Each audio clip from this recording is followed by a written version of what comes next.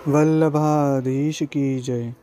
वार्ता क्रमांक 18। अब श्री आचार्य जी महाप्रभु के सेवक दिनकर शेठ क्षत्रिय प्रयाग में रहते तीन की वार्ता को भाव कहत है। भाव प्रकाश। ये दिनकर शेठ लीला में भगवत संबंधिनी सखी श्री ठाकुर जी की है। सो श्री स्वामिनी जी सो बहुत प्रीति है। श्री ठाकुर जी की वार्ता सब पूछती, इनसो सगरी अपनी प्रीति की बात कहती। सो लीला में इनको नाम मन आतुरी है। सदा श्री स्वामिनी जी की वार्ता सुनी श्री ठाकुर जी सो कहती, दोन की वार्ता सुनन में मन आतुर, जो मन रही न सकतो, सुनवे को व्यसन हतो। ताते श्री ठाकुर जी को श्री स्वामिनी जी को परम प्रिय है। सो दिनकर शेठ प्रयाग में एक बड़ो द्रव्यमान क्षत्रिय हतो, वाकी घर जन्मी। सो 5 बरस के भय ता दिन ते श्री ठाकुर जी की कथा वार्ता होई, सो सुनन में इनको मन लाग्यो। 5 बरस 10-12 के भय तब गहना कपड़ा अपने तथा घर के जो हाथ लगे, सो कथा कहन वारे को दे आवे। ताते इनके माँ बाप 3 भाई हते, सो सब दिनकर शेठ को चोर कहते। घर में इतनो विश्वास न करते। सो एक समय दिनकर शेठ के बड़े भाई को ब्याह हतो। ताते इन्हों को सुंदरी जरी को बागा चीरा पहराए, आभूषण पहराए, घोड़ा पर चढ़ाए, बारात में ले चले। तब दिनकर शेठ के मन में यह आई, जो आजू भाजवे को दाव परे तो यह सब कथा कहन वारे को दे आऊं। सो जब बारात बेटी वारे के द्वारे गई, तब सगरे कुटुंबी ब्याह के कार्य ने लगे।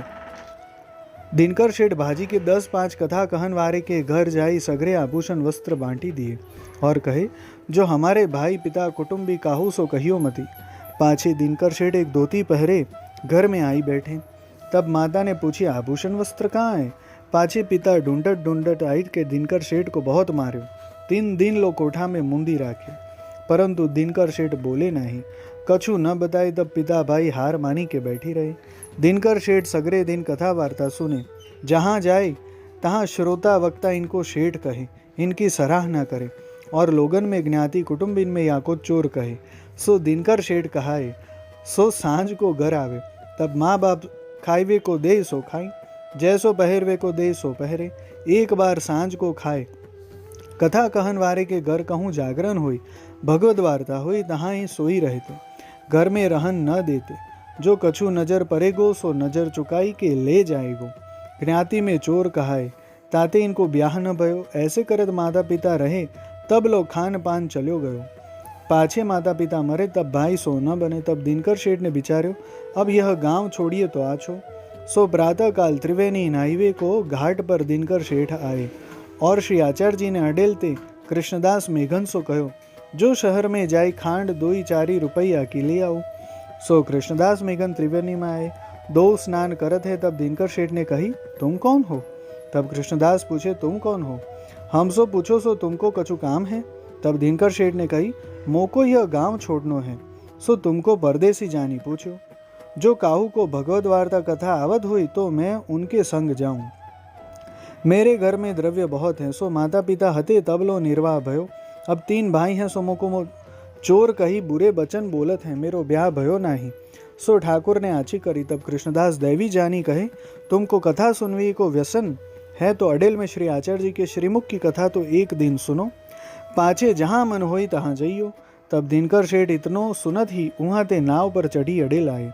ता समय श्री आचार्य जी पोढ़ी के उठे हैं। पहर 1.25 दिन पिछलो होतो। तब दिनकर शेठ ने दंडोत कियो। तब श्री आचार्य जी ने कही, आओ दिनकर शेठ, बैठो कथा सुनो। पाछे आप 10म स्कंद में भ्रमर गीत को व्याख्यान कियो। सो दिनकर दास के नयनन सो आंसू के प्रवाह बहे। मन में कहे, हाय हाय, इतने दिन मेरे यहाँ वृथा गए। अब तो इनकी शरणी वे सदा इनके पास रही कथा श्रुति को पान करो। पाछे कथा वे चुकी। तब दिनकर शेठ ने विनती करी, महाराज मोको कृपा करी के शरणी लीजिए। तब श्री आचार्य जी ने कही, तू कथा तो बहुत सुनी, परंतु अबलो सेवक नहीं भयो।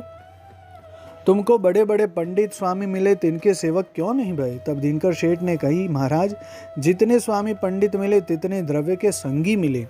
जहाँ लो भेंट करी, तहाँ लो प्रीति बहुत करते। अब कोई मोसो बोलत नहीं, परंतु श्री ठाकुर जी ने कृपा करी, जो आपू के दर्शन भये। आप साक्षात भगवान हो। मैं कहूँ देश में जातो तो जन्म बिगड़तो, अब मेरा उद्धार करो। मेरे कोई लौकिक प्रतिबंध नहीं है। तब श्री आचार्य जी कहे, श्री यमुना जी में सगरे कपड़ा सहित नाई आव। तब दिनकर शेठ नाई आए। तब श्री आचार्य जी ने नाम निवेदन कराए। पाछे कहे भगवत सेवा करो। तब दिनकर सेठ ने कही महाराज आपू तो अंतःकरण की जानो थो, मैं तो आपू के मुख की कथा सुनूंगो, या में सगरी सेवा है। तब श्री आचार्य जी कहे आछो हमारे संग रहो। सो दिनकर शेठ पास 100 रुपया हते, तामे 50 श्री आचार्य जी को भेंट दरे, 50 रहे तामे नित अंगाकरी दारी करते। वार्ता प्रसंग 1।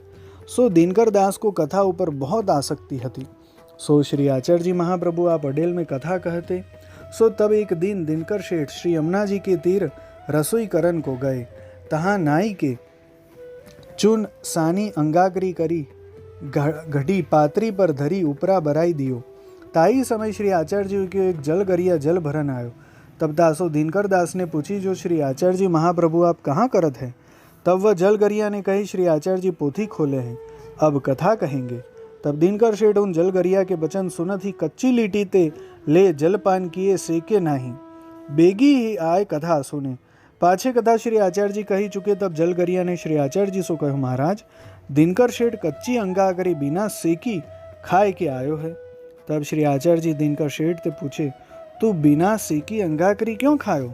तब दिनकर शेठ ने बोलो महाराज अंगाकरी तो नित्य सेकी के लेऊंगो, परंतु यह आपू के मुख सो कथामृत कब सुनोगो।